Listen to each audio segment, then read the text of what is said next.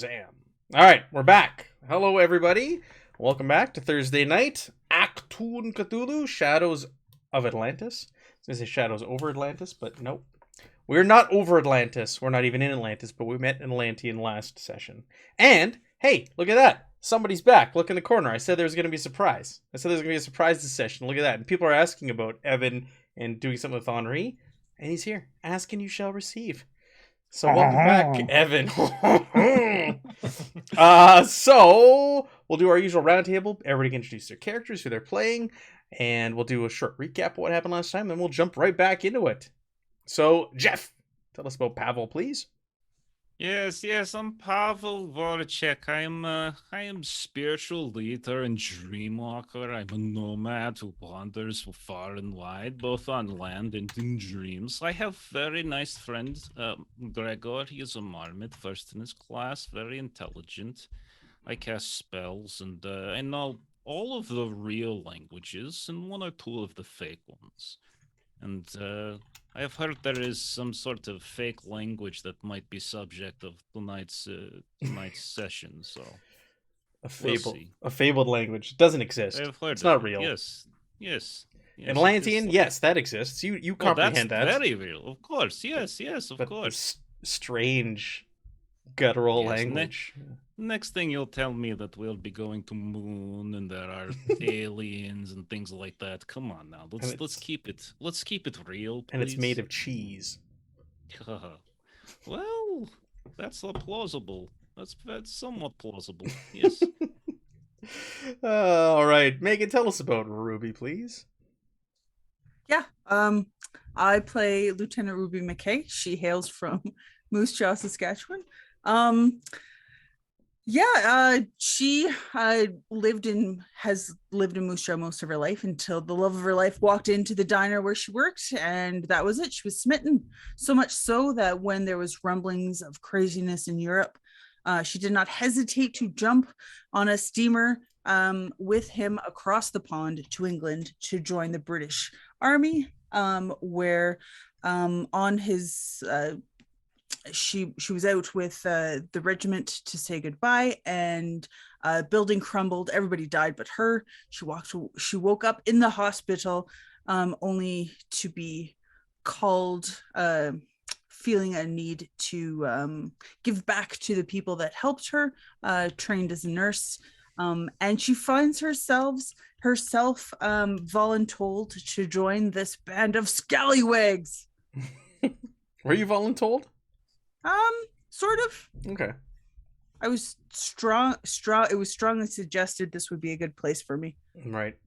All right. Aaron, tell us about Leopold. I am Leopold Brun. I am a scion of a very powerful psychic family. We was born in Munich and raised in a school for the gifted youngsters by my parents, who themselves were powerful psychics. My mother had a precognitive vision, and we moved quickly to Great Britain to avoid an evil rising in our homeland. I've been trained as a psychic voyeur and an insightful telepath, and I use those skills to help this force oppose the efforts of the Nacht Wolf and the Black Sun. And mechanically speaking, I used my advance last time to take the talent Mystical Power, something that Pavel's used in the past.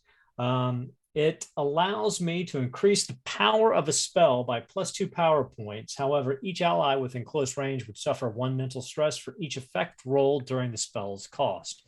Mechanically, I think because he telepathically has been linking us, and then using Inner Nirvana to metaphysically link us, and then we went to the dreamlands of Duat, I think he's recognized the inherent connectivity of all of our subconsciousnesses, and now he's learned to actually draw power from his friends. Nice. And Jeremy, tell us about Jonathan. Yeah, Sergeant Jonathan Morris, just your typical experimental subject, career soldier that should be dead but isn't. Nothing special here. I just soak bullets with my face. I took the Guardian talent so that I can take more bullets for my friends. To your face. I thought he was gonna say. I know. I was waiting for it. ... To your face. All right, and we're gonna meet Henri here shortly. We're gonna save the introductions because we're gonna meet him this adventure. So what happened last week? We started off, or not last week, 2 weeks ago when we played last. We started off in Egypt. We had just left Duat, as Aaron had mentioned. You came out of the dream world and dreamland, and you saw a Panzer II barreling through the desert, and a couple of Opel Blitz jeeps or trucks alongside it, coming towards you. And you took it on head on. So what did you do? You remind me of what we did. You teleported to the tank. First, Leo cast Inner Nirvana to buff all of our armor and give us regeneration. Then we teleported to the tank. Teleported the tank. You ended up on top of it. Opened a hatch, killed the guy on the turret, if I remember correctly. Then lifted one of the trucks and dropped it onto another. Is that accurate from what I remember? That's true. Psychically picked up a truck, dropped it on another. Then you contended with the driver. You guys had a hard time taking him out. And the other truck came over to you, and there was guys trying to jump over onto your tank, and you over into their truck. You ended up killing them, smashing them. You ended up killing the driver of the tank. You ended up driving the tank back to the nearest town where people were blown away and amazed by this contraption that you rolled into this very small Egyptian village in, and you left this. We shot it. You shot it in the village, didn't you? To scare people away. Ruby also shot it, had never fired one before, and blew up the last remaining truck, which was pretty impressive because I put some pretty heavy restrictions on her to succeed that roll. I think it was a 3 difficulty, and she did it. From there, you took a train to Luxor. From Luxor, you flew back to Cairo. Cairo, you met up with your old friend, Major Blythe Mathers, who was aware of the situation. He didn't know all the details, but he was made aware by the British intelligence that you were coming, that you needed help getting out of the country. So he set you up. He got you guys plane tickets to get the heck out of Cairo as fast as possible. You took a plane. You're heading to Nepal, and on the way there, after a brief stop, these red lights appeared outside the plane on either of the wings and one at the nose of the plane, and it almost seemed to take over and guide the plane. Whenever the pilots tried to correct the direction they're headed, the lights would just guide it back up and back the way it was going. So these things guided you up and over a mountain range, down into a valley where you were brought down gently, slowly for a landing in this amazing green, lush valley in the middle of the Himalayas. And you're greeted by a little old man who was sticking his tongue out at you to show you that he was not a demon hiding in a human's body. He let you know he was an Atlantean, and he brought you there. He brought you there for the greater good. There was evil things in motion, and you were brought here for a reason, specifically because you are the ones, you're good people, you all chuckled at that, you're good people, and you are the ones who can stop this evil. So he brought you here, and he needs your assistance. I think that pretty much sums up everything with him. You looked at the constellation, the stars, it didn't really line up. You couldn't really tell exactly where you are. But this man is very calming. He's very kind. He's very genuine. He seems to know things about all of you, and he brought you here for a reason. Does that sound about right with where we left off? He was going to lead you to his residence for the night, because it is the middle of the night now. Yep, that was right. All right. Henri, you're not there yet. So he lights a torch, and he starts going through the darkness across this valley. Please follow me. I will take you to where I live, and I will feed you all. I'm sure you're all hungry, and I'll have drink waiting for you. And he starts just walking into the darkness. So you start to follow him, and he guides you through this wide, fertile valley. There's a little bridge that he takes you across, a river that's running nearby, and he just keeps leading you and leading you and leading you towards the mountains, and in the distance it is night and it is dark, but there is the moon shining down. You can make out what appears to be steps chiseled into the mountain where he's leading you, and they kind of switch back and forth, and they go high up. You can't even see quite where they reach, but you have a good idea that this is where he is taking you. Eventually you hit the base of the mountain, and the old man just starts climbing these stairs with no trouble whatever. These stairs carved into the face of the mountain. You guys make your way up, and as he's going up, his torch flickers, and there appear to be what look like windows and doorways cut into the rocks. Strange shadowy tunnels peel off of these steps into complete darkness. You can't really make out where they go, into the hillside, into the mountainside. But it seems there are branching offshoots off these stairs, and he just continues on the main stairs, climbing up higher and higher. And the five of you are starting to, your breath is getting heavy. You're starting to wheeze a little bit as you're going up there. So is the crew. You got the crew from the plane are still with you, the two pilots and the stewardess. And everybody's getting, huffing and puffing, and this old man is just trucking along like nobody's business. Like it's exhausting. The other thing that you notice is there's a sudden increase in altitude as you're making your way up, and it's starting to kind of hit all of you. What I want everyone to do is I need you all to make a either a brawn or will. It's up to you. Plus resilience, and it's the specialty on that is a fortitude, or the focus, sorry, is fortitude. So everybody go ahead and make me. You can either choose brawn or will. It's up to you which one you have the highest in, and it's going to be resilience and fortitude for your focus. Make me a test as you start to feel the effects of altitude sickness. Oh my goodness, You want me Jeremy! to roll or not? No, not you. Okay, cool. No, not you, Henri. You're not playing. So you only need one success. Jonathan, do you want to give me threat, or do you want I to? think I'll give you. I feel like a complication on the side of the mountain is a bad idea. Yeah, you're not wrong. I'll take this threat. Thank you. All right, so everybody succeeded, right? It looks like. Mhm. All right, so you Yep. stave off the effects of altitude sickness, but some of the people on the plane with you are not so lucky. One of the pilots is sitting there, and he's feeling very ill, and he's dizzy, and he's coughing, and he begins vomiting uncontrollably. He's coughing up this pink foaming spittle, and he's kind of slowing the rest of you down as you're heading up, but he's still trying to keep up with the rest of you as you're making your way up the side of this mountain. Matt, can I go and help him out? Yeah. Totally. So yeah, this is obviously there's the language barrier, so there's lots of hand gestures. Right. Yeah, these guys did not speak English, the pilots, that's right. Yeah. So I gestured towards him like it's a bad vomit, like check to see if he's got a fever. Yeah.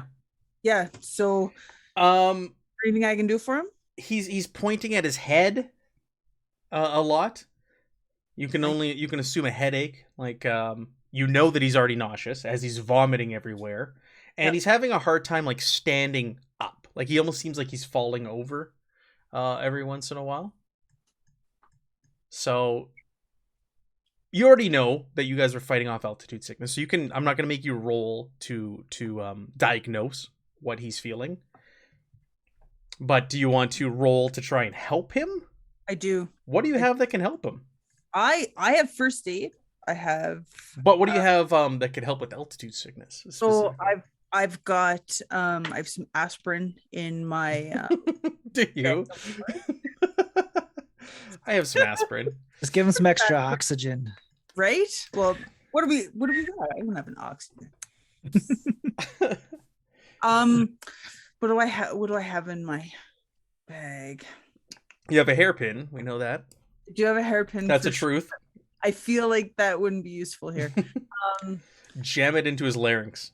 I wonder if would constricting his head be helpful? Like I could do bandages to tighten his head to make it I don't know. I don't think that I would know very much about altitude sickness myself coming from the prairie. I feel like I would not. Yeah, that's a good point. From Moose Jaw, you're not aware of the symptoms of that. Okay, yeah, you've heard about it, you've read about it. But I would have asked for sure. Pavel is from the Carpathian Mountains. It's where he originated mountains. Yeah. I have no clue how tall these mountains are, but we'll say they're tall enough to cause altitude sickness. And he'll just say, we need to get him quickly to a place so he can rest and just give him water. That is all we can really do for him right now. Unless you want to take him back to the plane, which I don't know if that would be a safe thing, considering we don't know how we arrived. And I tell you what, possibly happen. Buddy, if you're tired, strap yourself onto my back. I'll lean into it a little bit. All right, as he vomits all over your shoulder. Ah! Look, hey, I mean, you saw me on the plane. Who am I to judge, right? Oh, yeah, you got wasted on the plane. I forgot about that. You slept through everything, you and Ruby. All right. Yeah, so he kind of like, he looks and he reluctant. He doesn't really understand you. We'll say that Pavel helps translate because he used his mumbo jumbo to figure out the languages. That's right. Yes. Mumbo jumbo. This technical term, mumbo jumbo. Yes. And with that, remember the old man's name is Suring Lama. He comes over and he goes, I will make you some solomano to help cure this when we get to the top where we are headed. And that will take care of the ailments that he's feeling. But in the meantime, if you can help that man, I would be appreciated of you. He says to you, Jonathan. Of course. I got this. Climbing's how a far away focus, you might say.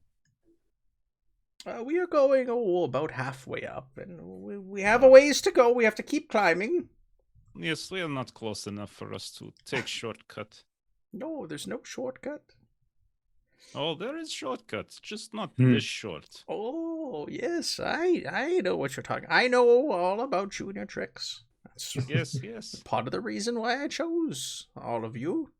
And you're good people. You're the right people.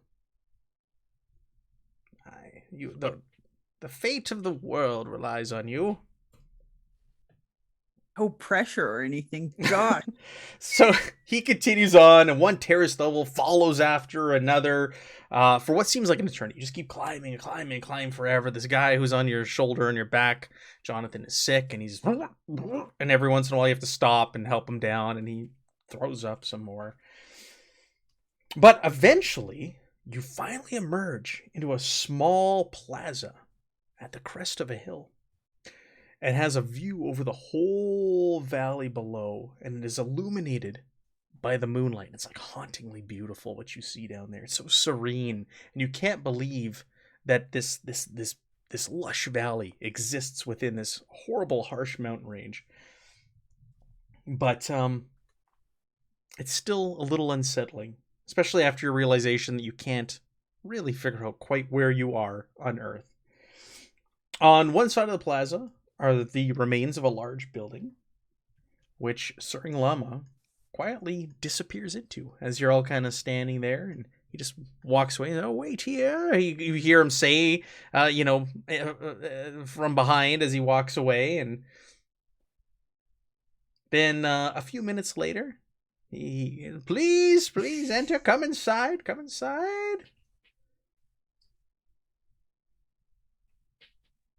And you guys all enter, and you find yourselves in an intact chamber with the walls are covered in richly painted images of people and mythical creatures, all partially obscured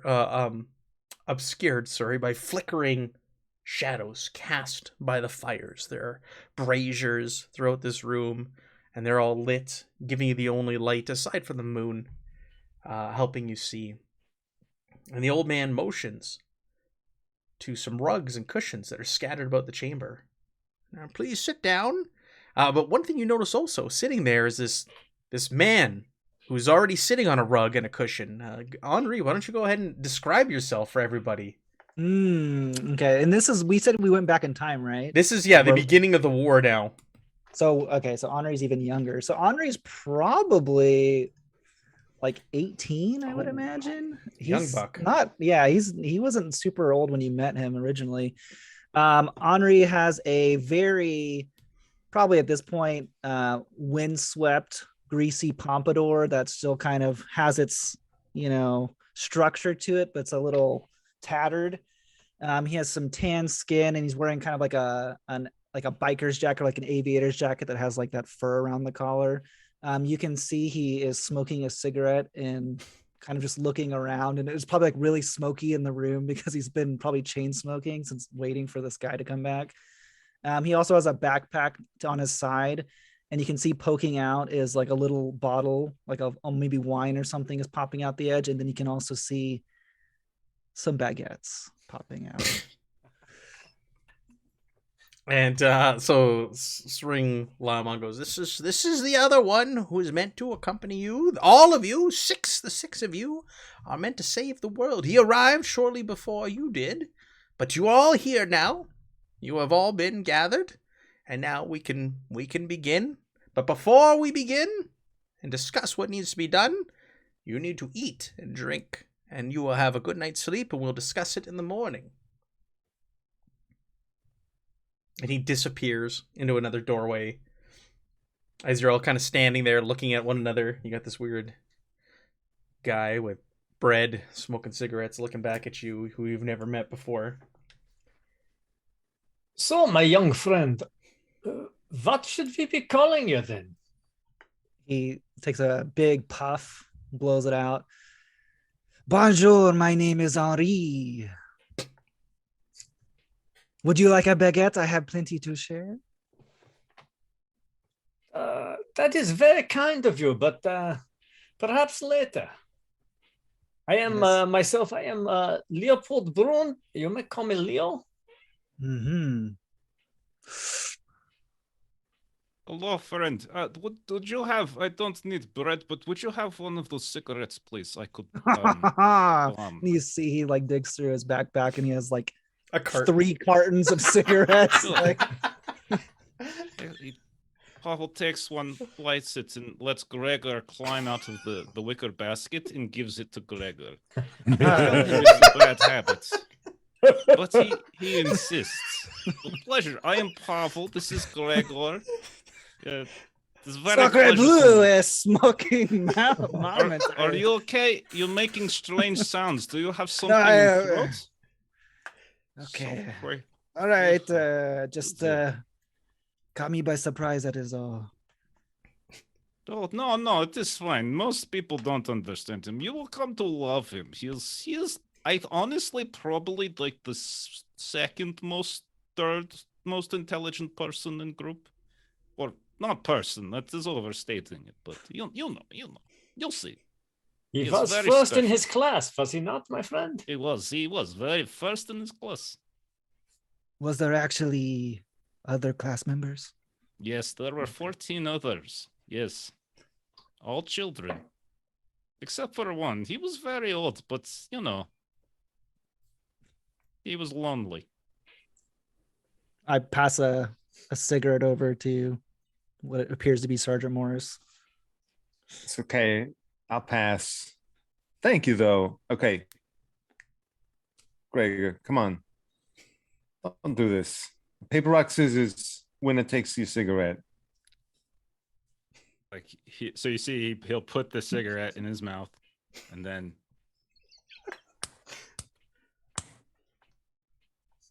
Oh, man, every time. I can't deny him. He won it fair and square. Look how happy he is. and so he takes the second cigarette, lights that one up, and puts them both in his mouth. Oh, you little bastard. Doubling Okay, down. we have to kind of slow down a little bit. I do not have unlimited cigarettes here. Just imagine him tucking it behind his ear when he plays rock, paper, scissors. It just hangs out of his mouth. Like ashes like crazy. He didn't care. He's just so chill. Hi. Oh, you want to play? He's like, oh, you want to play rock, paper, scissors with me, do you? And you, mademoiselle, would you like a cigarette, baguette, wine, cheese? So wait, hold on here. So you Well, you guys got are bread? all okay with like this random guy at the top of a mystical mountain that we were guided to by like some short dude who claims he's an Atlantean. We're okay with this? I mean, following the snake people and the talking mom, well, kind of talking, like, yeah. Rock. If you wish, I can always telepathically drive my mind into his and tear his memories apart to ensure that he is on the up and up. But that seems very invasive and somewhat uncomfortable for our new friend, unless he wishes something like this to happen. Yeah, I mean, he was the one who gave me the bag with the baguettes and cheese and wine. It was kind of hard to say no, so sorry. No, Leo, but I mean, like, we'll just put a pin in that, okay? It's not completely off the table, but Gregor seems to like him, and Gregor is an exceptional judge of character. he is. All right, so Rubio reached out her hand. I'm Lucille. Nice to meet you. Okay, so you do want a cigarette or No, I just thought I would introduce myself. Oh, that's a handshake. Sorry. It must come from doing it. different places. Very I forgot about all your aliases. No, I have to remember that you told me Lucille. Yeah, exactly. Meanwhile, they're going to call her Ruby, and you're going to be so confused. All right, after some time, the old man comes back, and this time he's accompanied by a child, a boy, who looks roughly 7 or 8 years of age. He's got a shaved head. He's wearing bright red robes, and he's standing next to the old man, and they're also accompanied by 2 other men on either side of them, and the 2 men are carrying in trays of food, and they have like pots with warm drink in them for you, and they come with cups, and they start just putting down these plates of food, things you've never really seen or experienced before. You look them over, and it looks like something a little bit like steamed dumplings, maybe. You see some sort of noodle soup with some vegetables floating in it. There is Sampa bread, so there is some bread there as well, and you're also offered this hot drink. They keep calling it tea, even though they don't speak English. They keep calling it a tea, but you see it's almost got like a greasy residue on top. You know what like almost like when you put like butter in something, and it's just kind of like floating this greasy residue on top. And you're given all of this food to eat. The old man sits down, and so does the boy. He sits next to him. And he's like, eat, please, please. You must be very hungry. Pardon me. These dumplings, is this a dumpling, or is this perhaps like a boiled circworm larva? It is a mimose, is what the locals call it. It is a steamed dumpling. It's quite good. Well, that Leo just tucks in. He knows to eat yeah. when he's got. He says, the noodle soup is thagpa, and there's some bread there, and the drink is bocha. Bocha. What is it? As she takes a sip. It is yak butter tea. Oh. Go ahead and make me a will plus resilience roll. Focus and fortitude as you take a big sip of this yak butter tea. Will and resilience, huh? I can do it. I have faith in myself. Oh yeah, no problem. All you need is 1 success. Anybody who drinks it, look at this. Look at this. You're fine.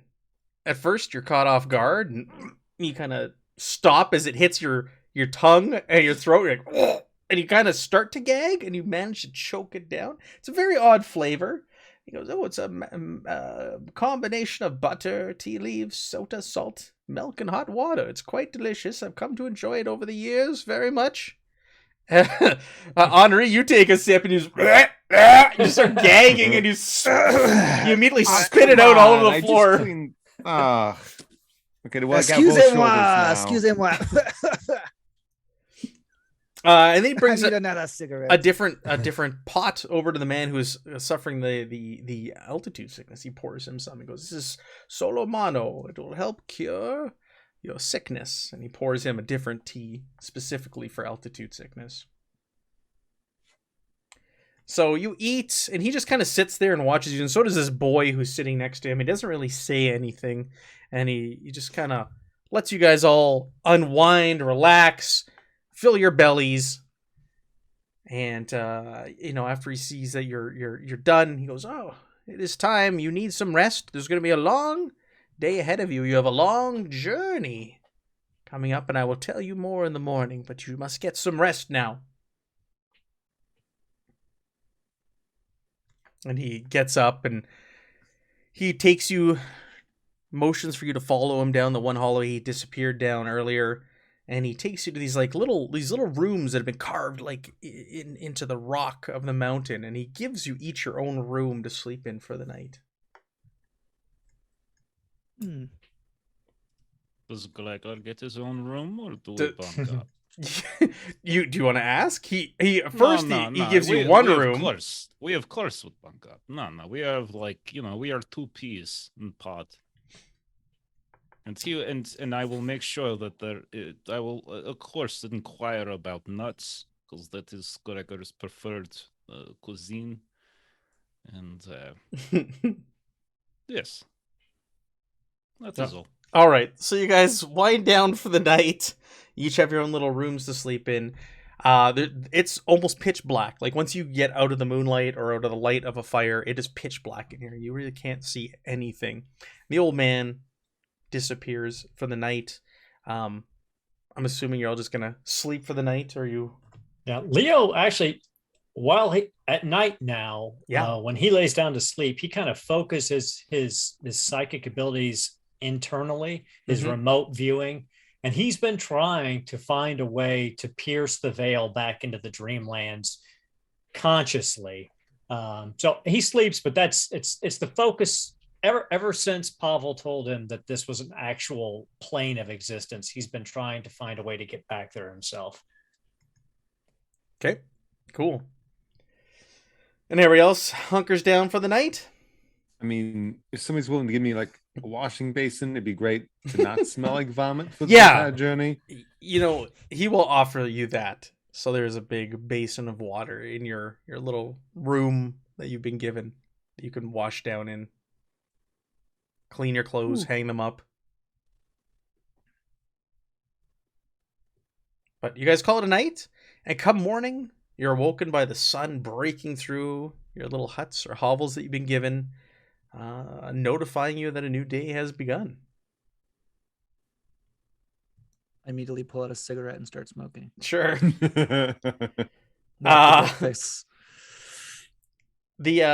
You hear knocks at your door, and when you answer the door, the boy is standing there. And he says, "It is time for breakfast. Please meet us back in the room where we ate last night."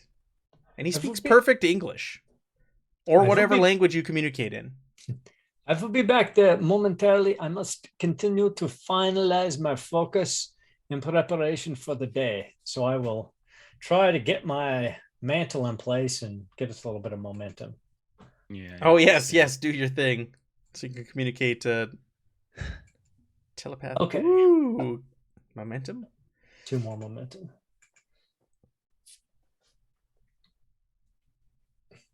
Now Henri's going to be caught off guard when he hears Gregor in his head. Nice. Anyone in his head, really. I like to think that probably Pavel was exploring Henri's dreams at night while we were sleeping. He was going for a walk, just seeing what's in there, what he dreams about, because that is, just what he's up to. What does you want to know what he dreams about? So yeah, I'm just kind of curious. He has a dream that he has the meeting with this same figure that you guys met, the Suring Lama, on a mountaintop, and it's the same, you see a conversation, and then you see Henri's looking not at him but past him, and he sees in the distance a temple, a monastery, but then he squints to look harder, and he sees there's some sort of statue in front of it, and there's no way. Could it look like 3 baguettes posted? Is that what it was? Or no, did his eyes deceive him? Was it a claw or something? But he dreams that maybe one day he'll find this potential baguette temple. At breakfast, Pavel will try to bum another cigarette for Gregor from Henri, and then strike up conversation. Just say, Henri, what I'm curious. These what did you call them? Baguettes. We baguette. Baguettes. Mhm, Ugh, mhm. it doesn't come off the tongue smoothly, but baguettes. I am curious. Are your families are you bakers? Do you bake them? Is that why you're obsessed? Why you're carrying them around and such? Nope. Not bakers. They are weapons. Oh, you poison people with bread? One It's second. very devious. You see, he pulls one out, and almost like he has nunchucks, the bread just seems to just cha. Pavel leans back with amazement, and Gregor,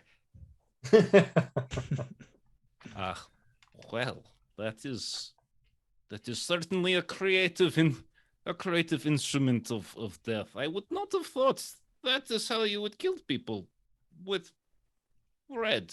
But I thought it would be a slow kill, over time, like heart disease or something. When you teach assassins when they're little, baguette is a very deceiving weapon. Interesting. You have many layers to you, Mr.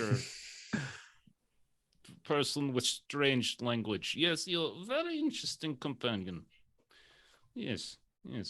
We'll talk more of this. I'm curious to see these baguettes in action. Now tell me, do they decapitate heads? Because Gregor very much likes decapitated heads. Now, most of the time it's Sergeant Morris who provides them, but if we could get the second person to do that, I think Greg would be even happier. Probably. Oh, yes, Whoa. we're going to get along fabulously. Yes, it's a pleasure to. This is truly fate. Yes. Now, do you have to split up? Like, are there weaponized baguettes versus edible ones, or can you eat the weaponized ones too? They are all lethal. It does not matter. Now, do you replace them? Like, do they break? Do they get soggy with the blood of your enemies, and then you have to? You see, he replace pulls with one new out ones? that's just like covered in dried blood, maybe a little damp blood. This is my golden baguette, the prime baguette. Yeah. Prime baguette. Oh, Mhm. yes. But they That are all from useful in which- combats. You can. When you go to bake this type of baguette, do you put perhaps like cement powder in with the baking, or shavings of the wood, and bake it to give it great tensile strength? That's what the game master would want me to say. But no, it is just flour. Is prime baguette like sourdough starter? Is that what it is? Like you produce other ones off of this? You know, I feel like this is a lot of questions about me, and maybe we should ask about you. You know, this seems a little No, I'm aggressive. open book. Yes, ask anything. I have nothing to ask. Exactly. I was See, just trying to this- flip the script, and I guess it didn't Yes. work. I am too charming to get put off by that. Don't worry. That is what I took my focus in for this advancement is charm. Did you really? I really did. Nice. You are a very charming fellow. I am very charming. All right. So, after the baguette talk, you all eventually make your way back to the same room where you had dinner the night before, and there are bowls of porridge waiting for you at your pillow or rug that you sat at, and you'll notice that your same cup that you drank from last night is sitting there waiting for you. Still with some residue left in it if you didn't drink all of your yak butter tea. And there's more yak butter tea where that came from if you'd like more this morning. But the llama welcomes you. Oh, good morning, good morning. I hope you all slept well, and you all met my assistant, Dawa Raptan. He woke you up this morning, and yes. He is a very wise child, and like I said, I feel like my time on this earth is nearly done, and he will take my place when that time comes. But please, eat and enjoy your breakfast. It's been great here. Your apprentice, man, what a great host. All of you are. Thank you so much. You see, My friend, is your assistant also what did you say, Atlantean as well as you? no, he is from here. He's a local boy. So you are the only Atlantean here then, duh? Yes, that is correct. And the boy is like, Morris, when you spoke, he's like looking, he sees the shield on your back and he's like fascinated by it. And the sword at your side. And you can see him looking at these two things that you're carrying. And he seems very, very interested, as most likely a 7 or 8 year old boy would be. I'll slide the shield in his direction. You see his eyes like widen, and he looks up at Suring Lama, and he just kind of nods and smiles. And the boy gets up and he picks it up and he looks at it. He's in awe, and he puts it on his arm, and you see him kind of play a little bit with it. And then he almost seems like embarrassed as everybody's staring at him, and he takes it off and slides it back your way. Natural, you got this. Thank you. And he kind of goes back to his porridge all sheepishly. And the llama then says, I apologize for inconvenience everyone by bringing you here to my home. But, like I said, there are very, very dangerous things in motion here. And you are of a pure heart, all of you. Otherwise, you wouldn't be able to see this valley. You wouldn't have even been able to enter it if you were not. It would have remained hidden from you and your airplane, and you would have never arrived here. So I know that I have the right people for the job. Now, what is the job, you ask? Well, there were some... They are from the region of Germany. Some Germans that were here in these mountains, and they visited a monastery. A monastery No. where they worship demons and forbidden ancient beings. And those monks have in their possession something of great importance, and they are working in league with the Germans, translating this book for them. They have set up a tall metal antenna within their monastery, and they are translating the book and sending the information back to Germany. I require you to stop them. The Germans cannot get their hands on this information. The fate of the world depends on it. I need you to go there, and you need to destroy that antenna or stop those communications any way that you can. Mr. Sorry, Llama, but might we ask what is the information that they are collecting is exactly? Oh, it's a translation of a book known as the Book of the Machine, and it tells the tale of Atlantis and our peoples and our struggles, and it contains many spells and other incantations as well that are not meant for people of the world. I have a copy here, and I thought I was the only one who had a copy, but it turns out that the Chankopa monks also have a copy of it. It's not complete from what my agents tell me, but still, there is information in there that cannot get into the hands of the Germans. No. You're fun. Go right ahead, Father. I apologize for interrupting. Kind of curious if maybe I could just look at the book, so like when we get to the monastery, like I know which one it is. Like if I can see yours, just curious, that's all.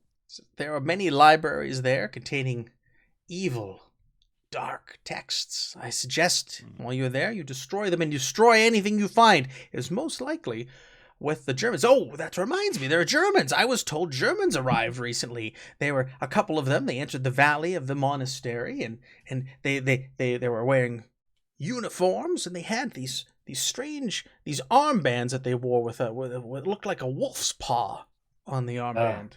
The Wolf, we have been dealing with their incursions into our business since this entire travail began. Oh, that makes sense. Well, the monks who live in that monastery, they're known as the Blue Hats, or locally they're known as the Chankopa, which translates roughly to Wolf Brothers. Perhaps they found a kinship, these two. So, my understanding then is we will go to this monastery to destroy this antenna Yes. and destroy all the books and any other paraphernalia that we find there, as well as killing the knocked wolf and these monks as well. Is this the course of action you would put us upon? Well, you don't need to kill everyone. You just need to silence the transmissions. You don't necessarily need to kill them. So you want The them all monks, dead? the monks there are very dangerous. They're trained in hand-to-hand combat, and they're very formidable foes. So destroy all of the books that may be of danger and destroy the antenna and escape with our lives. Da? Yes, yes. Like, if I could just posit it, just throw out a thought here.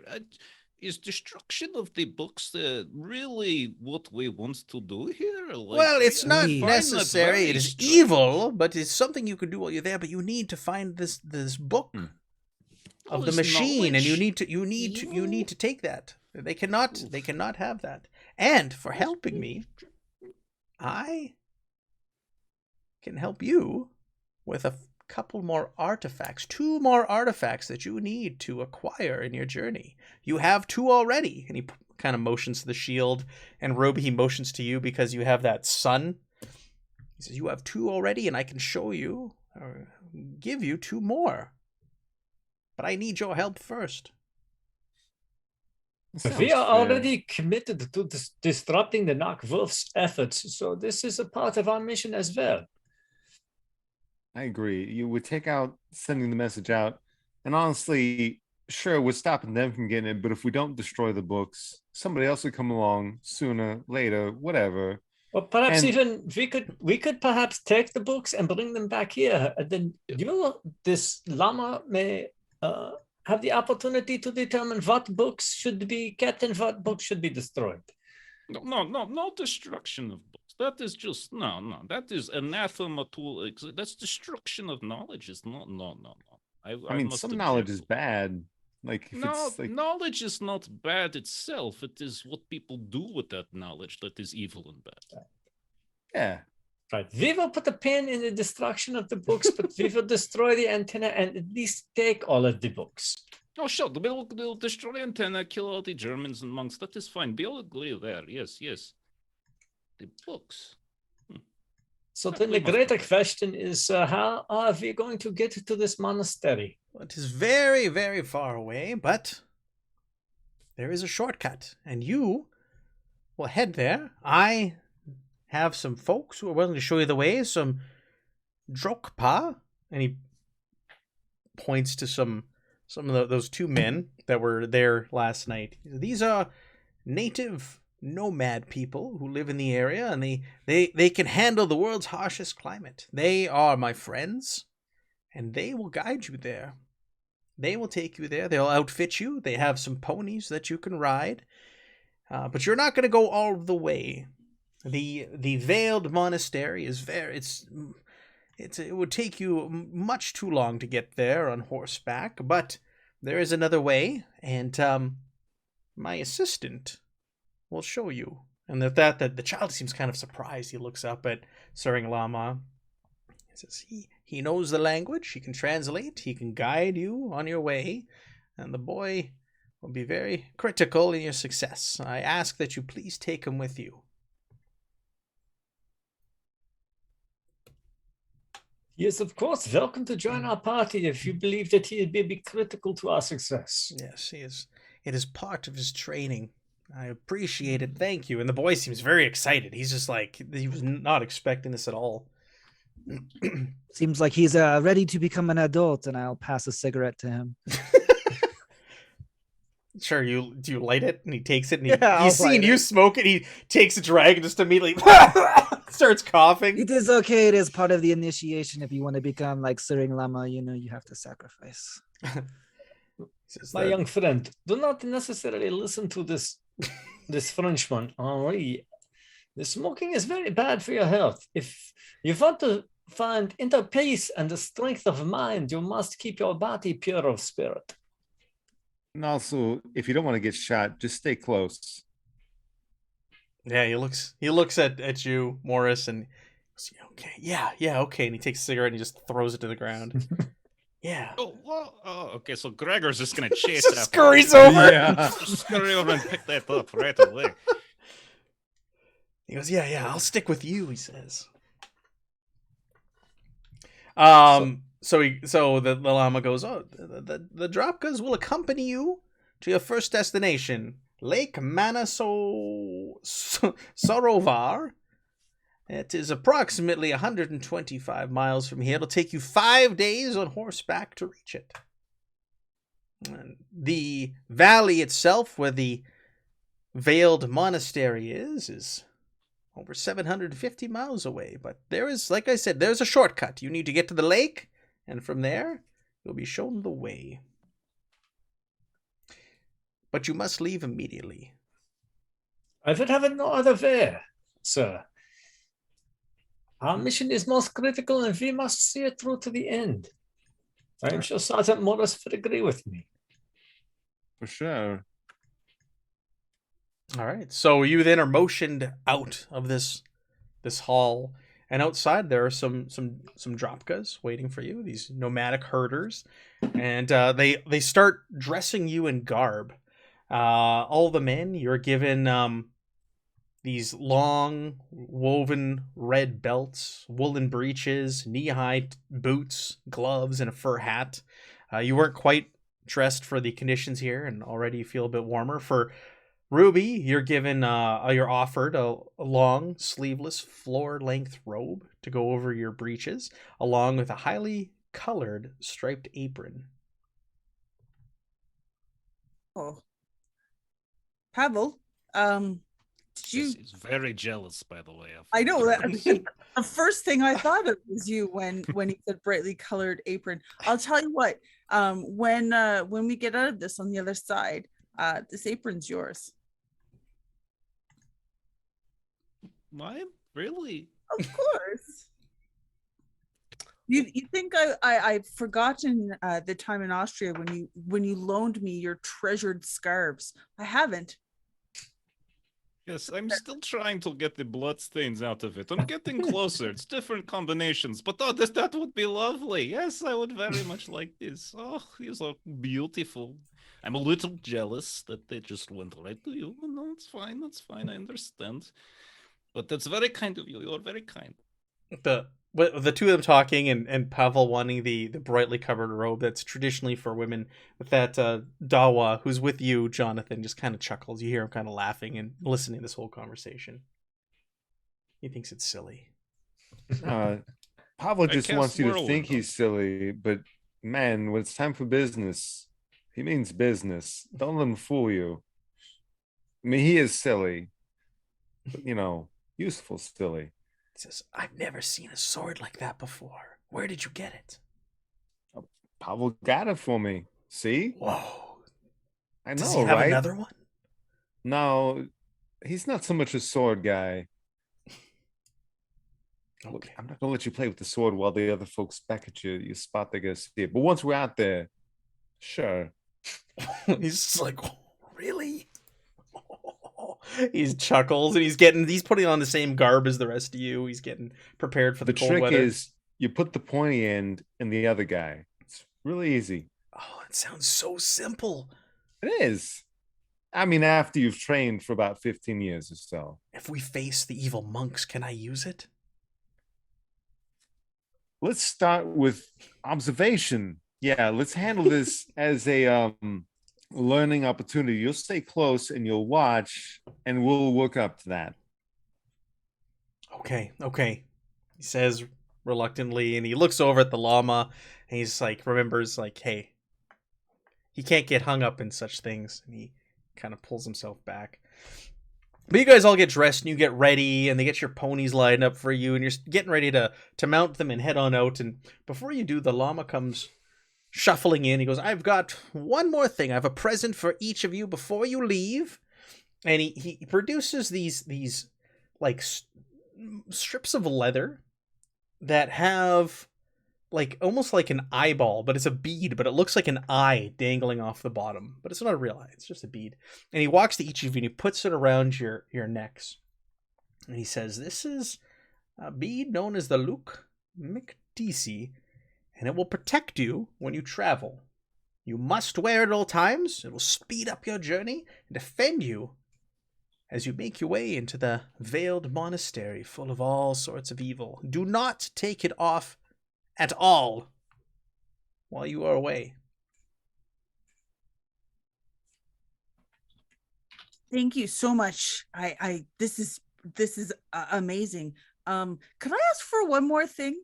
I know it's been a lot. Yeah, I mean, you saved us from like this airplane crash sort of thing. You showed us this mountain, you fed us and all that jazz. Could I have another like water skin of that yak milk? I'm not gonna the tea, the yak butter tea. It was lovely. Yes, of course. I will get you one for the journey. Oh, that reminds me. I have one more present for you, Ruby. Oh. And for you, Dawa. And wait. I thought her name was Lucille. What's happening here? Funny story, you know, like I don't like to give my first name to strangers, and up until So is it even your middle name? seconds? No, it's not. Actually, So you just funny lied story. to me. I did lie. You know what? It's okay to lie sometimes. He starts to slowly pull out a baguette Put it away. and takes a bite. I was just hungry. I don't understand. What is? He goes, one more present for each of you, and he produces these 2 silver daggers. They're in scabbards. And he hands one to you, Ruby, and he hands one to Dawa. And it looks like this ornately carved, almost like a ritual knife with all the markings and carvings all over it. And he goes, the blue hats are accompanied by sorcerers, and not all threats that you face will be made of flesh and bone. While this knife will do minimal damage to mortals, it is much more dangerous to unworldly creatures and ghosts. Whoa. Excellent. You know, like she takes off her thumb knife or moves her thumb knife and puts this one. I was gonna ask if that still existed. It's still a thing. It's It's still a thing. I forget about it, and it makes me laugh every time she mentions thumb knife. Why are we giving the knife to a little boy? I am a little confused. I mean, you can't send him in there unarmed. I'm not going to give him a sword. It's too big for him. But that knife Give is him a perfect. baguette. I'll take the knife. So just for your knowledge there, Ruby, so this is like, it has the Bane weapon quality on it, and which means it's especially effective against mythos creatures and ignores the effects of invulnerable special rule against such creatures. Nice. I'm gonna need to bake a baguette around one of those. In addition, mythos creatures with a tough X special rule may not spend threat to ignore wounds caused by this weapon. Ooh. Ooh, cool. Very nice. So Thank you. Ruby and the little boy got one. Kid, if I'm being honest, I'm jealous. That's pretty cool. I will tell you now, if I was given a knife of that quality, I would most likely stab myself with it. So please do not give me anything even remotely resembling such a knife. Oh, that'd be great. My fighting skill is 0 and my brawn is very low. And I am so weak. All along. All right. With that, What? Just I want to make one more appeal towards the Surrey Lama. Like this book of machines here has the Atlantean Marvel scholars, the Mythos spellcaster. Very interesting. Are you sure, Mr. Lama, that it is not, a good idea maybe to just take a peek at that really quickly, just to ensure that, I'm able to find and locate the correct book, because we really haven't given us any information about it. How will we be able to identify it? That sort of thing. it is most likely the one that they'll be translating. But if you want to take it back, and once you find it, I'm sure, well, it'll be written in Atlantean, which I know, can comprehend. So you'll know Fluent. it when you see it. Absolutely. It is the only book there in Atlantean, and it will be important. So if you want to bring it back, it can serve greater purpose in perhaps the British or Americans' hands for this conflict to come. What about the French? What about the French?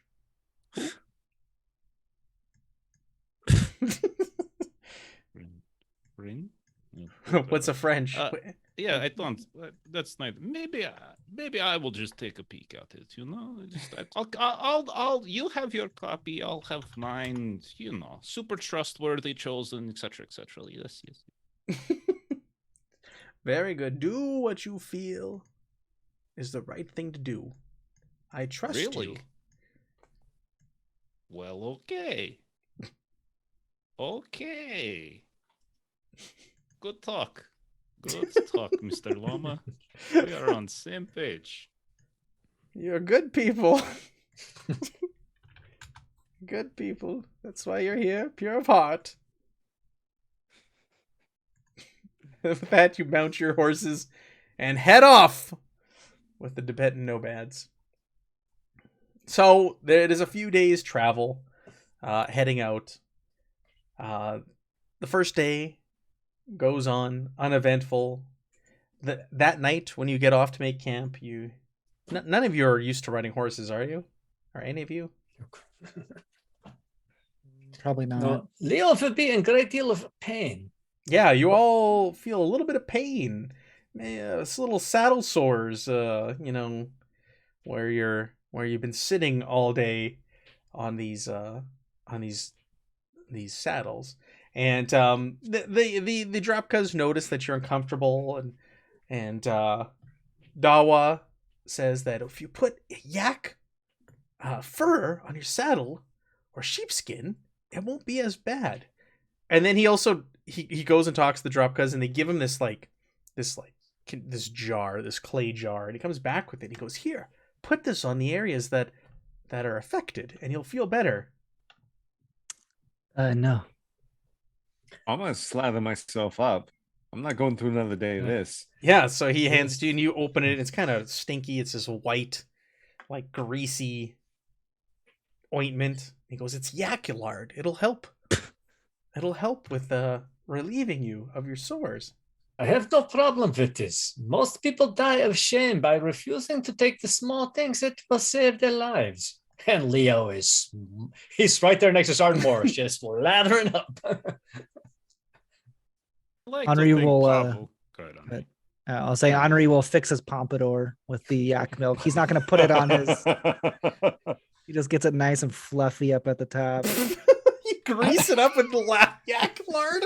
Yeah, he doesn't use it for the flies. Just instantly, you're like just swarm your hair. It will last a long time like this. Maggots crawling in a couple days. You'll have maggots for the baggots.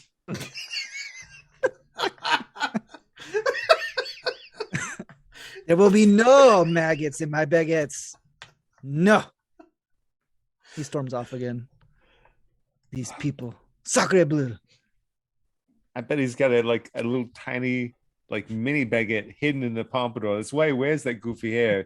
He's got a little tiny baby one, like a dagger, just waiting in there. It's a secret weapon. I feel it. It's kind of like your thumb knife.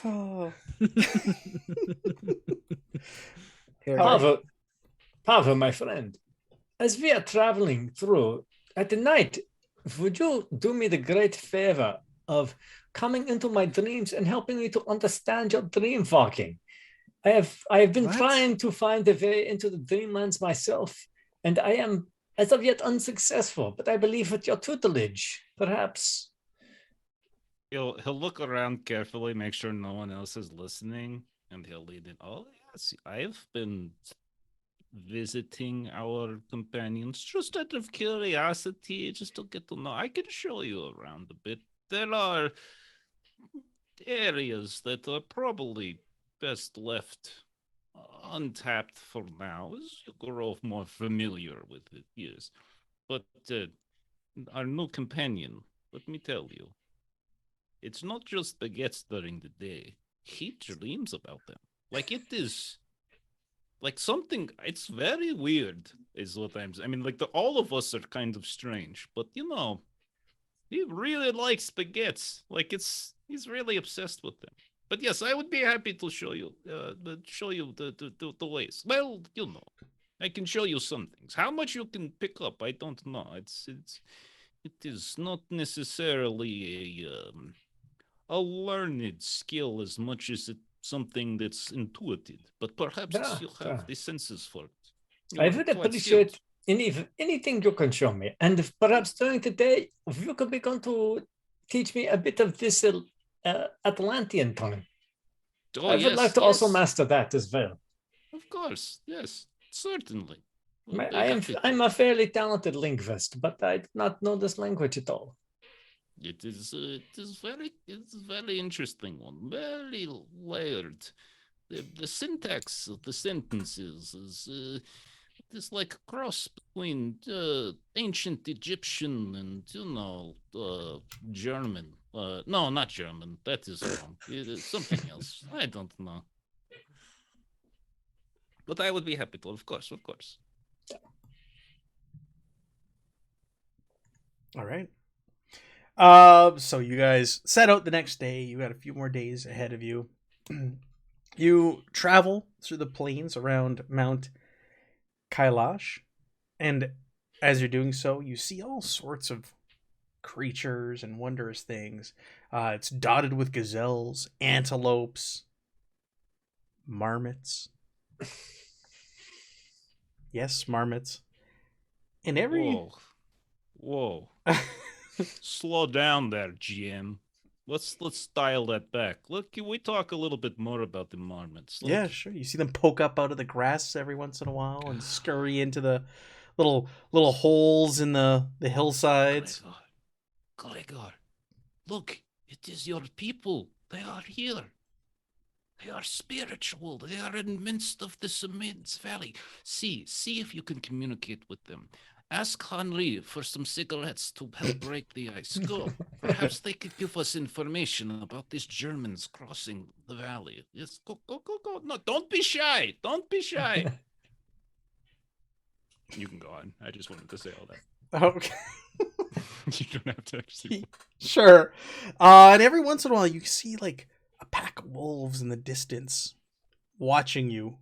It seems like almost like following you as you continue on your journey through this valley. But sorry, weird idea. I know, but there was like a whole wolf thing to the folks who we're dealing with. Leo, does your stuff work on animals at all? Because maybe those aren't really animals.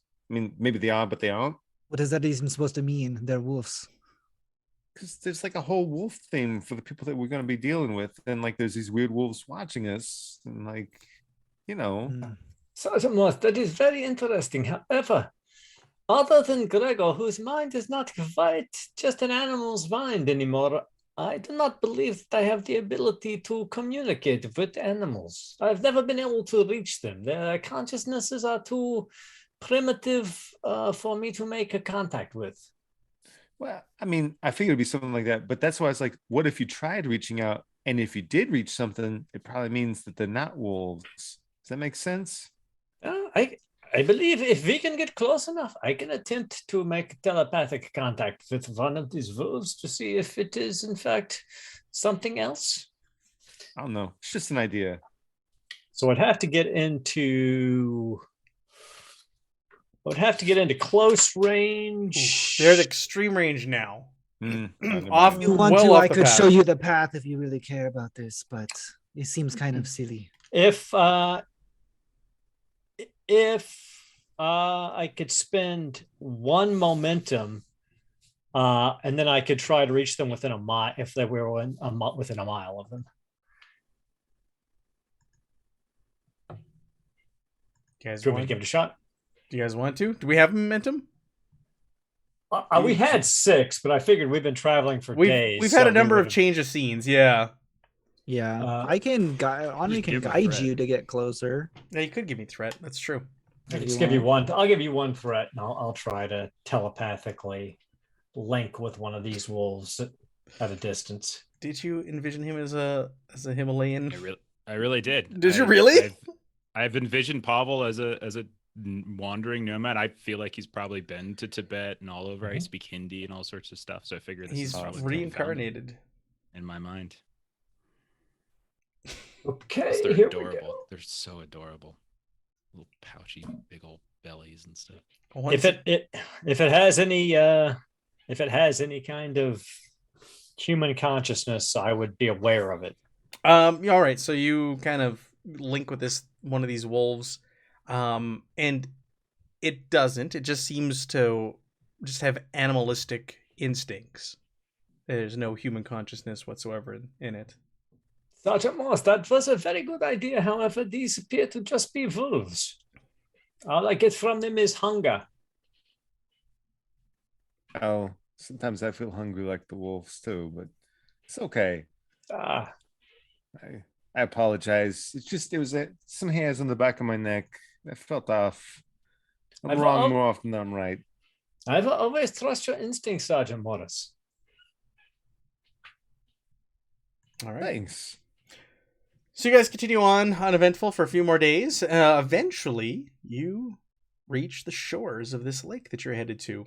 You can see as it in the distance, and there seems to be like scattered, like small houses around the base of this lake. They're painted brightly. They're also like little man-made like monuments out of stone and wood that are around the edges of the lake itself.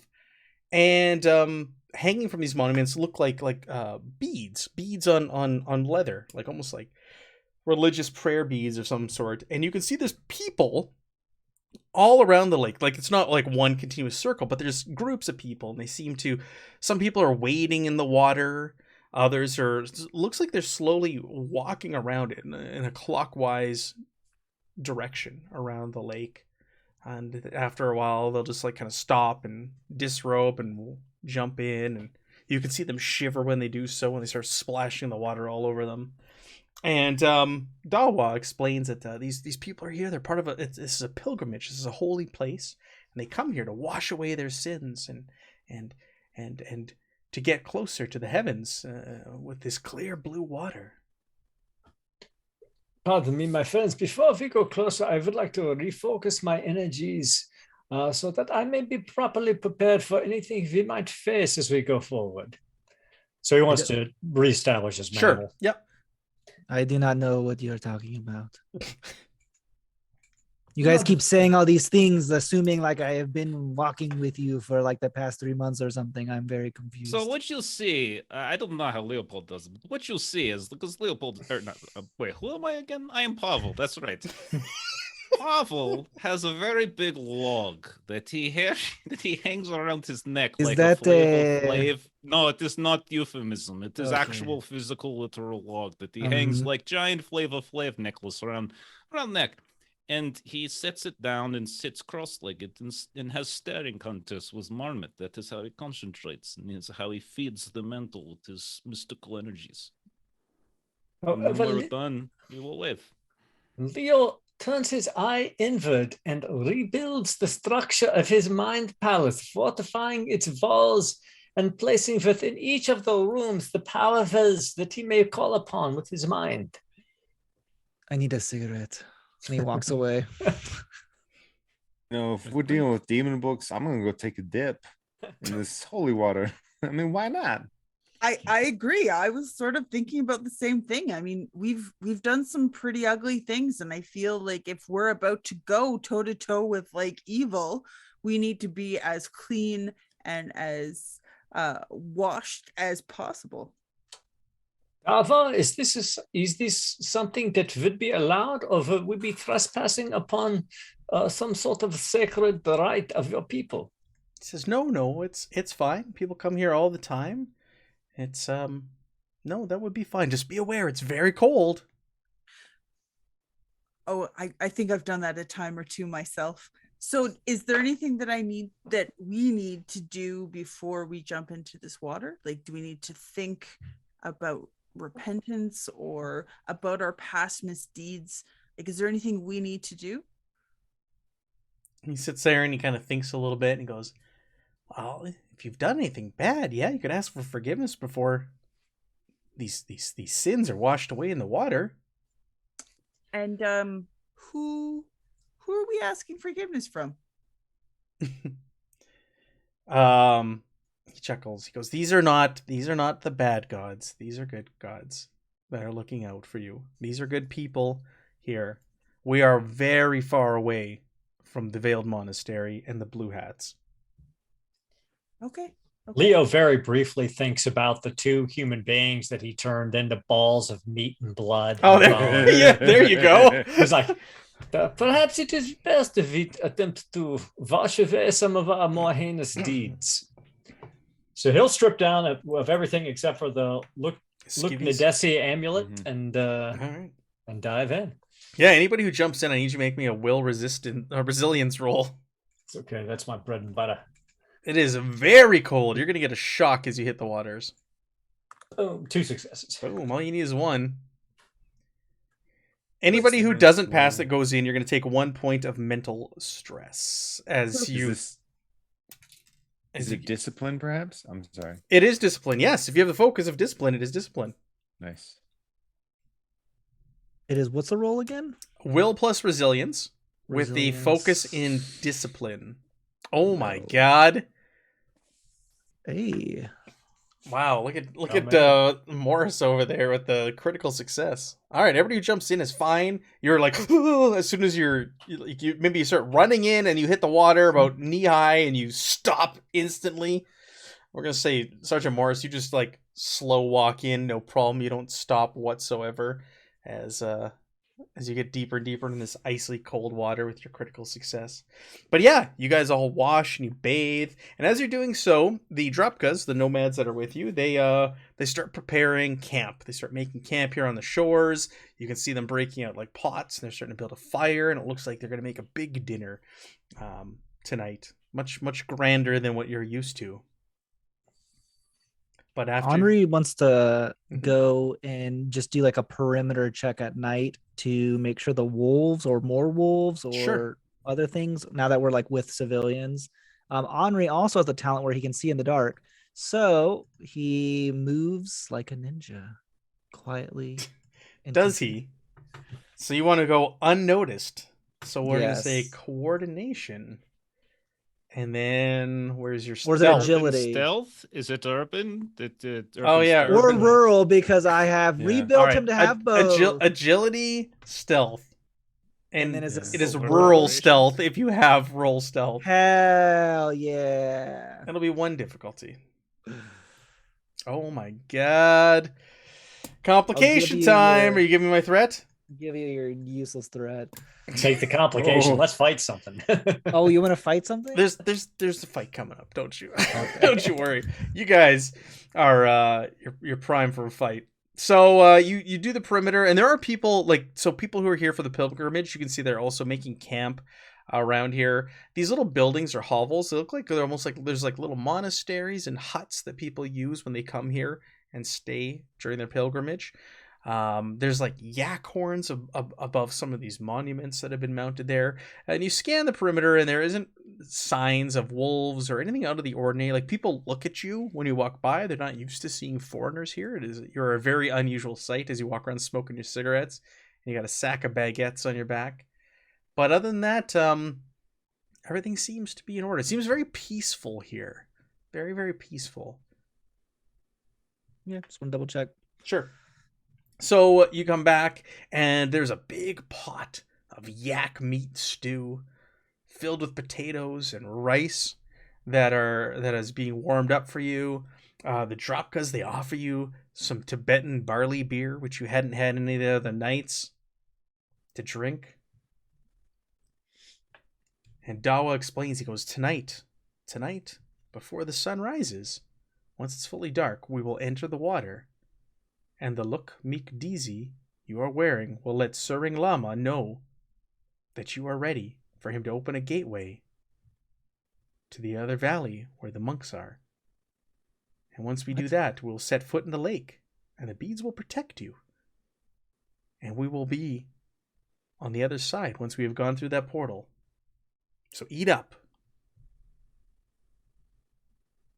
Don't tell me twice. And the stew is delicious. It really is. It really, really is. So you guys sit around and you see, like, everybody's just kind of relaxing, having a good night. You look over, we'll say Morris every once in a while, and you see Dawa. He's got that dagger. He's like trying to not to be noticed. You see him kind of like thrusting in the air every once in a while. Here's the trick. Go high. If you get paid, drop it, catch it. Keep it sheathed for now, but practice dropping it and catching it the other hand. You totally catch him off guard. Are we not worried that this kid is going to die? No, he'll be fine. I'm going to take care of him. We must each walk this path, and at the end, for all of us, it will be death. What? Henri is questioning his association with this group. I am very confused why everyone is so even-headed, I guess you could say. Do not worry, my new friend, Henri. Once you have seen what we have seen over the past several weeks, you will understand that this is not a great thing to pass between places through portals of water. As Henri says, you guys are also like even-headed. Behind him, like on the outskirts of the camp, Pavel and Gregor are rolling a wrapped-up ball towards one another that has stains on it, just for comedic effect. Very even-headed over here. Okay. I still don't understand how a marmot killed a wolf. I wish I could have seen it.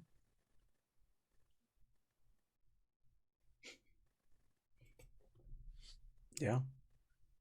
So you guys settle down for the night, and Dawa says, "Get some rest. Get them some rest. I will let you know when it's time." And he just kind of sits. He sits cross-legged as the sun goes down. It gets dark, and you see him looking off to the east, just towards mountain range, just looking in that direction. He's fixated. He's focused. And you guys can choose to sleep if you want or not, but if you do fall asleep, he'll wake you up. If you stay awake, he comes around when it's completely dark. And judging by the time, like the position of the moon and everything, you think it's probably about midnight. And he goes, "It's time. It's time for us to journey into the lake and make our way to the Veiled Monastery."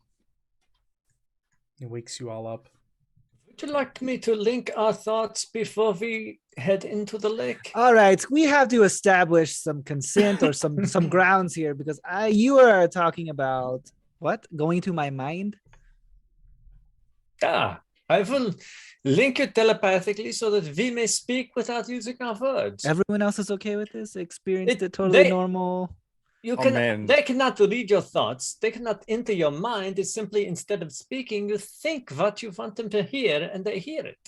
It's so useful, especially if you want to be sneaky or something. We are extremely covert. You have no idea.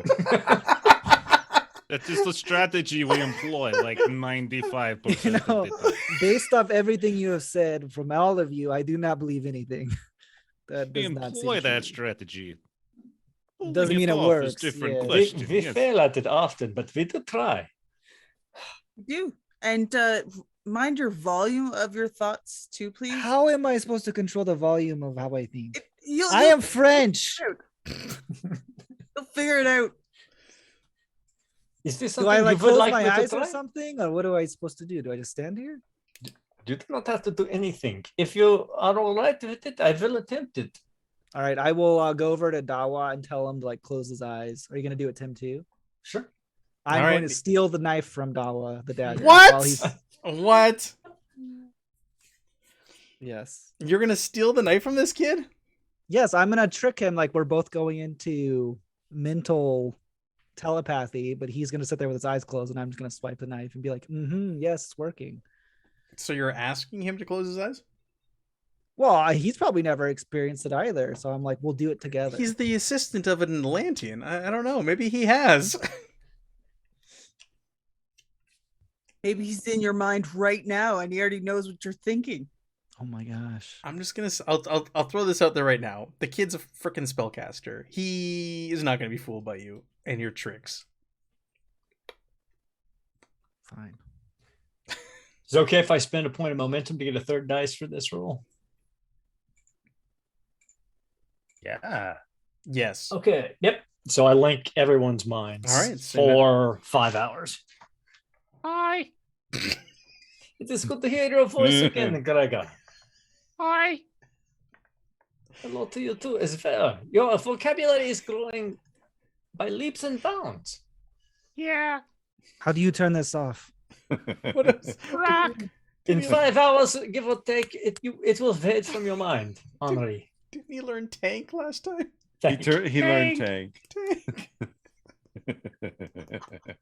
No, there's no tanks here, darling. We're going back into the lake. And then apparently the nice elderly gentleman is gonna whisk us away across the miles to another valley of the demon people. But actually, it is a 7-year-old boy, I believe. Yeah. All right, so you I can know all it's a lot, but I'm just asking you, give it a chance, Mr. Fighting Bread Man. It seems super useful right now. So yeah, they're all talking, communicating without their mouths moving. You just hear their voices in your head. Right. Yeah. So yeah, I'm just probably like thinking of saying obscenities in French because he's just so annoyed. and you can Gregor's hear staring Gregor at you, now. though. Yeah. Yeah, and he's staring at you, and you just hear, hi. Who is telling me? Who is saying hi to me? And, That is Gregor the Marmot. and you The- hear him, the you hear him little- struggle. You hear him struggle. Smoke. Smoke. Wait. You're telling me the little shit over here is asking for a cigarette in my mind. Yeah.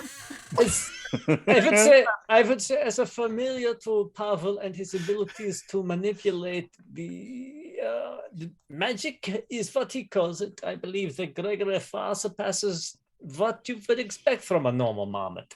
You know we have a serious issue moving forward, though. If these cigarettes get wet, we are all fucked.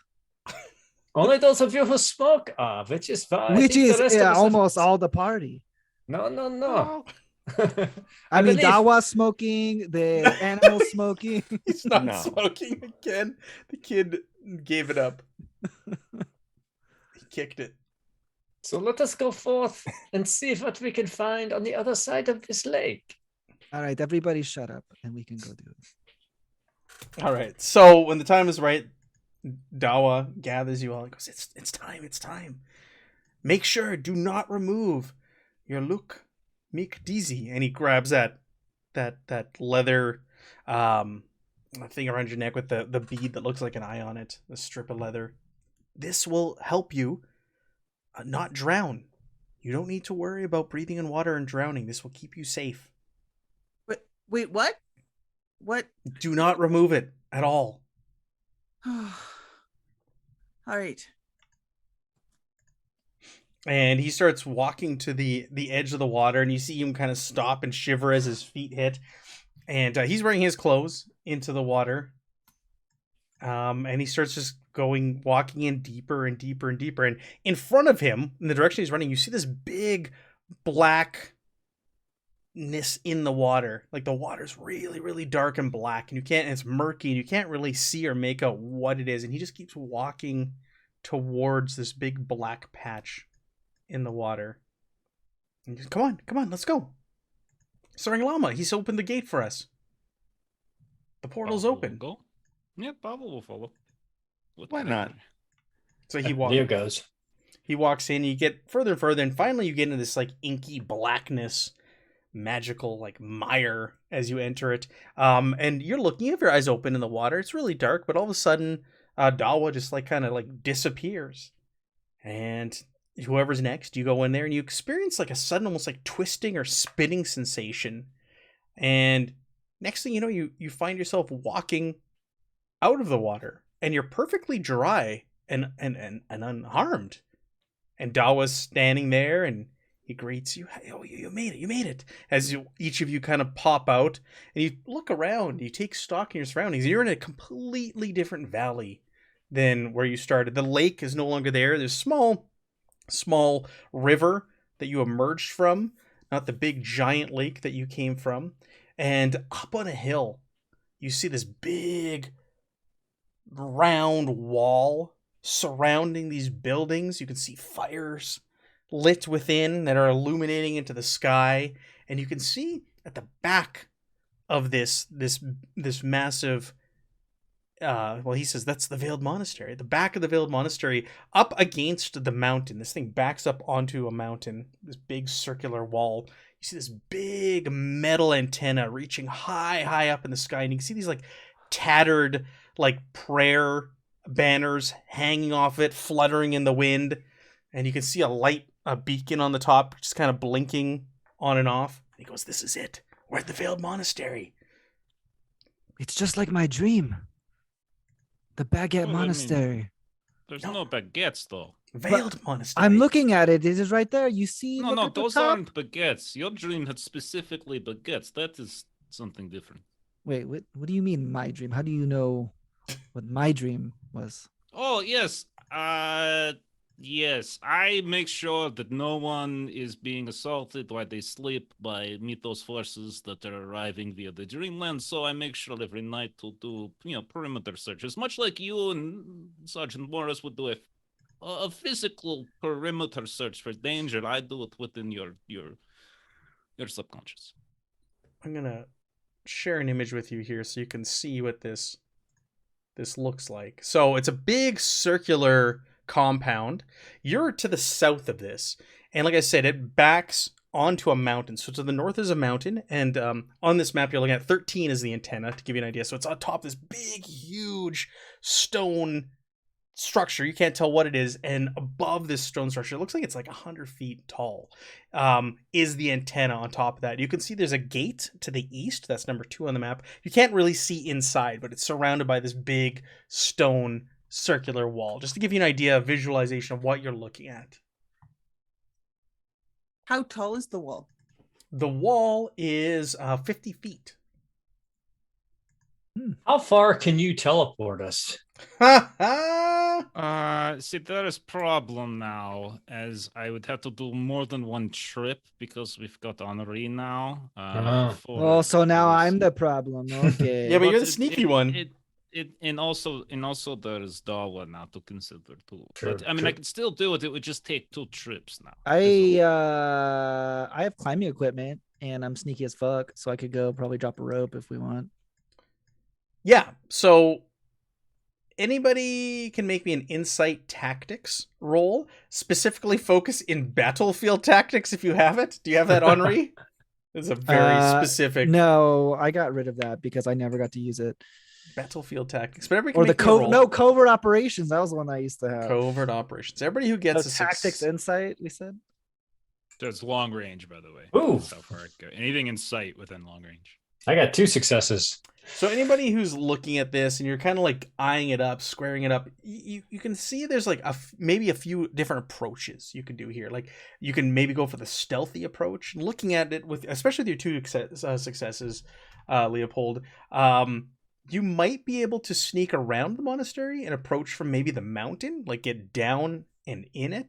That would take you right to the antenna, which is perched up on this tall stone structure or dice. You don't know what it is, but that could be pretty treacherous to do. Another approach was, if you have explosives, you could just blow a hole in the wall or blow up the antenna. Or if there's an antenna, well, there's got to be somewhere that's hooked up to that antenna that's sending the message. So maybe one of the approaches could be getting in there and maybe disabling a radio hut. But there's multiple ways to tackle this. So Leo would relate all of this. He's like, as you know, I am not particularly stealthy. I would say that I am more klutzy than stealthy. So we might run across problems if we attempt to use that method. Well, it's possible we could go up to the top of the mountain, and I could teleport us in if it's not guarded, it would be easier to do it. I can just go and come back and go and come back, and then we could more carefully descend into it. As opposed to trying to take us right into the lion's den. We could get to we've done the we could get to the top there, destroy the antenna, and then make our way down into the building to find the books and whatever control room there is that was controlling the antenna, perhaps. Dawa, Yes. you are the leader here, sort of. What do you say? He puts his hand to his face, and you see him start thinking. I think the quietest approach would be best. They are fearsome fighters, the monks who are there, and I've heard of ones that can cast mystical spells. We may not want to engage with them, and I've heard that there are also the Germans, I believe they're called, are in there. Wise words. Our mission is just to take out the antenna, so if we could do that quietly, that may be best. Well, I really hate to burst that bubble there, but we're often not quiet. We're effective, but we're often. It sucks. I don't understand why I am paired with. Maybe you're the special sauce that we always try. I am maybe like we've I am never like succeeded. like the Big Mac you have, right? Yeah, exactly. 12 beef And, patties, special sauce, lettuce, cheese, pickles, onions, But I and a am, sesame yeah, you're seed saying bun. I You am the got special us. sauce. I understand. So Me and then- you are. So perhaps then, Pava, if you teleport us around the perimeter and up into the mountain, then we come down onto the building, perhaps under the cover of night darkness, being led by our new stealth expert Henri, we might have an opportunity to take the antenna by surprise. yes, but I'm sorry, though. I know you are. I don't want to undercut what you're saying, but we would also need to retrieve the book. No, I mean the antenna was just one. Well, of the tests. llama said we didn't need to fetch it. We didn't need to get it. It's not necessary. I That think he makes said very we need to little destroy sense. the book. I think is what he Yes. was saying. Like destroy them, make sure they never Right. exist for anybody. Like they are We were going to permanently take them and retrieve them removed and from. bring them. He kind you of know. he goes back and mean- forth. You could see him kind of conflicted. He goes, "Oh yeah." I He can kinda, see where you're coming from.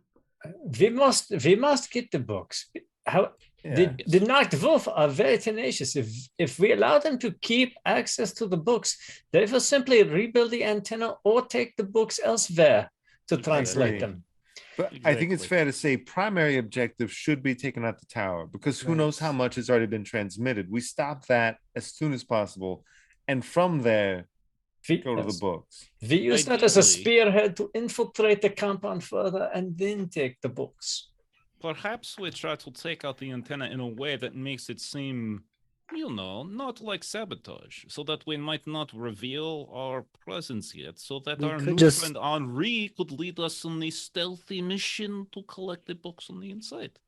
Perhaps a freak windstorm of great power comes falling out of the mountains and tears the antenna from its mountings. Much But- like a gate from a concentration camp is torn to pieces and shreds Germans everywhere. But if some of these people are also spellcasters, is there a chance they're going to kind of pick up on that?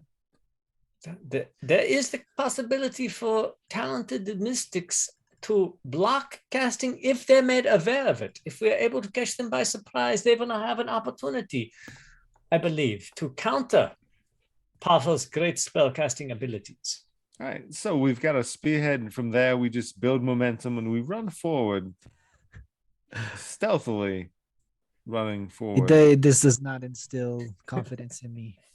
What if they are civilians? Why are we so gung ho on killing everybody we run into?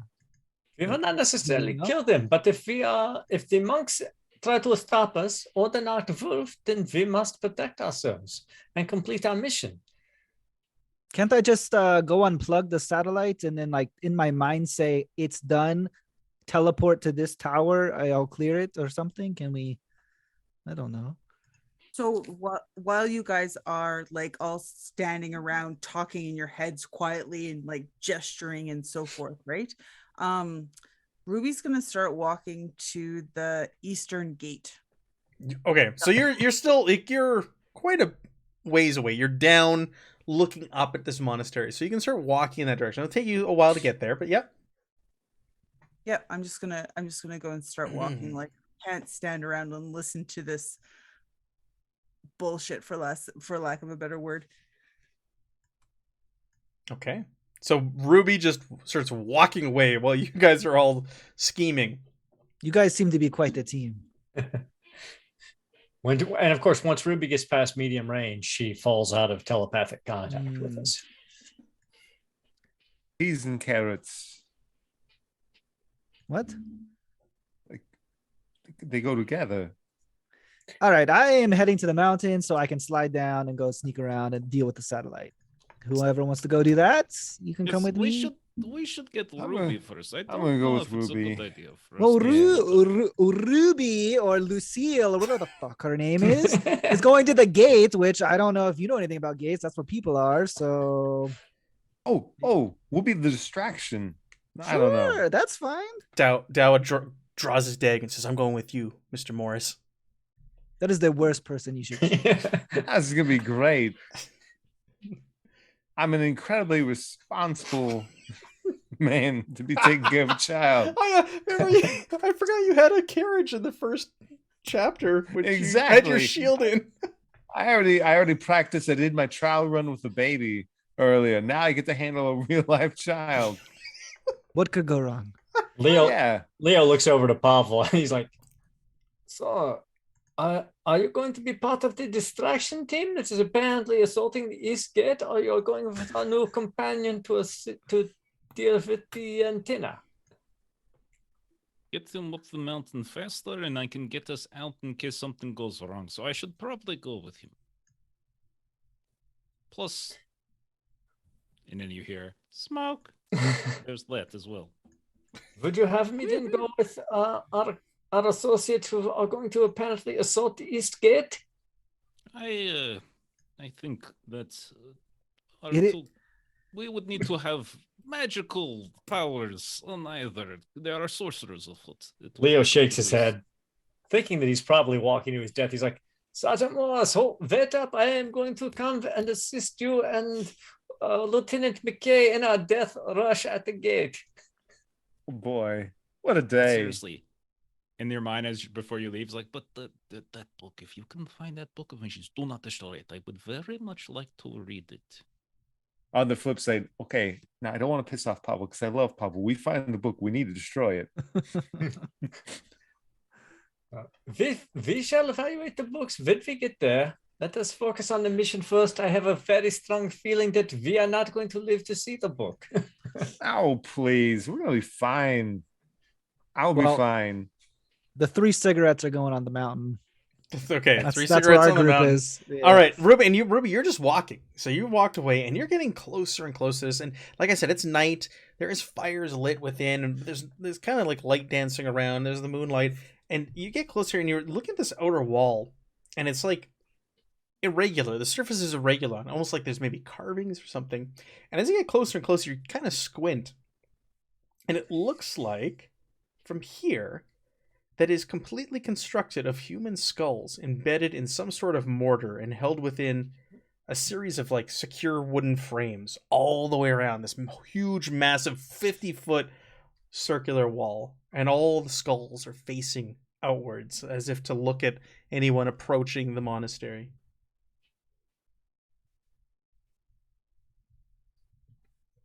Oh, gosh. Well, I've come this far. That's it. Off to the gate. We're home. All right. So I'll say Sergeant Morris and Dawa like come like shuffling up. They come hustling up behind you. And the two of you are then greeted, or two of them are greeted by the same sight of these skulls. And you guys, as you get closer and you're going around, you're going to eventually see them as well. The wall of skulls surrounding this place. Leo's with Sergeant Morris. Oh yeah, that's right. Yeah. That's right. So yeah, the smokers are the Marmot, Pavel, and Henri. That's I'm right. part of the suicide run here. So you We've got guys, the Suicide Squad and the Smokers. so you guys all see this wall as you get closer, and you're kind of like, "Ugh," like, what are we getting ourselves into? But you continue on, and you can see this gatehouse. You're starting to get a better glimpse of it. It's a single storied entryway with a 3-story outer facade, topped with a bell platform and a blue tiled roof. And you can swear you can make out figures like shadows walking back and forth in this gatehouse tower that's up there. I assume we're basically just right out in the open, right? Yeah, basically. There's not much else around here. It's a pretty open valley. The smokers, what are you guys doing? Are you teleporting? Are you climbing? Or what's the plan here? Oh, that's up to Jeff. Well, no. Let me show you a trick. Hold quickly, hold hands. Now, you might want to close your eyes, though. Just, you don't. I look kind of ugly when I do this. What? Just. No, it's fine. We take express lane. All right. He will take a big puff and be like, and then hand it to Gregor, the cigarette, and then close his eyes. Okay. So yeah, I'll cast. Yeah. Try to. And you hear him, he's thinking, you hear his thoughts. This is so fucking stupid. This is so fucking stupid. But he doesn't know, like, he's you don't hear that protecting his anymore. thought. No, Right. you guys are outside of range right, now. okay, that's right. Right. Maybe you're saying it out loud. All right. Actually, I don't have to do my No? my power thing because it's just the two of us, huh? I will take some momentum though, just to be sure. Okay. So is it just Yeah, I'm just gonna automatic? Because we're gonna leave off with one party at the gate, so one party doing. Oh, am I gonna start with a complication next week, or am I getting threat? I will give you threat since we're ending, but Okay. I will re-roll the. A complication would be so fun right now. Oh my god! my All right, God. complication. Woo! Complication and more threat. So Oh it's my Is it God. me? Let it happen. all right. Next week, starting with I'm making note. Just put a note. So this Kill is for Pavel your off. this is for your teleportation. So it's successful, but you got a complication. No, it's not successful. Actually, it's difficulty 2. Oh man, My we spells just are went very to hard to space. cast. So where would you Oh, have been? Like no. at the base of the mountain when you were trying to cast this and like shoot up or like Yeah, towards we the really try to antenna? shoot up. Yeah, not towards the antenna. Probably to the. Because I don't. If we could see the antenna, I could. You Like, I could have see the to where I'm antenna. going. It's like I said, it's on this like really, really, really high stone structure, which is like 100 feet in the air, and then the antenna's on top of that. So you can definitely see the antenna. If that's the case, then that's probably where I would have tried to teleport base? to. Okay. Yeah, let me see what happens. if Just there's close a your eyes, trail. Henri. Yeah, it doesn't have anything. There's no special complication All right. effect for Roots of Earth. Excellent. So we had no combat this week, but be ready for combat next week because it's happening. I think we're kicking off with combat. A combat session. All right. We'll call it here because that's a good place to leave off with one group approaching the gates being seen, another group trying to teleport, and we're getting complications. We'll leave it there. So let's do the round tables. Jeff, what do you got going on? Yeah, tomorrow night over on twitch.tv/the lollygaggers, you can catch myself and Aaron as we're playing Hunter of the Reckoning, the new version 5. Saturday, we'll be back playing One Ring 2nd Edition.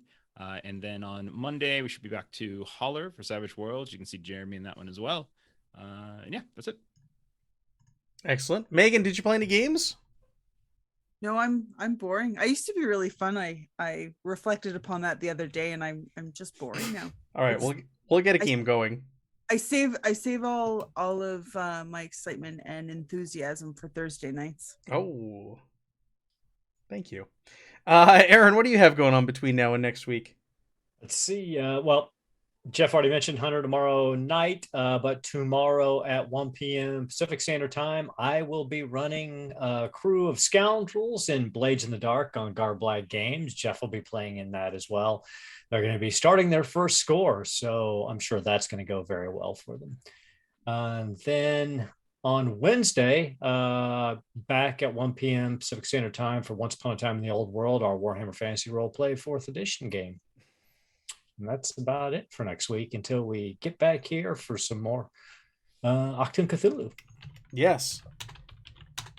Sorry, Melissa gave us a reroll. But we'll keep that for Thank next you. time. We'll save that. We might need it if we're going to be facing sorcerers and martial artists and Noctwolf. We might need it.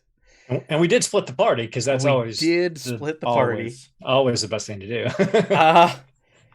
Jonathan, Jeremy, tell me about this Patreon. Yeah, earn me some Patreon. You've got comics, maps, art assets. You got yourself some 5e modded weapons recently just got released. It's some fun stuff. Awesome. And Evan, it's good to have you back in the fold. We missed you. Like I said, viewers were asking about Henri last week, so it's good to have you back here. Do you have anything you wanted to plug? Nope, just a dad. Just a dad. Yay. Wah, wah, wah. All right, cool. Thank you, everybody, for joining us, tuning in. We'll be back next week, Thursday, to pick up this cliffhanger, this complication. Be fun. Like I said, be ready for combat. It's probably be an all-combat session. So be prepared for some action. Have a great week, and we'll see you on Thursday.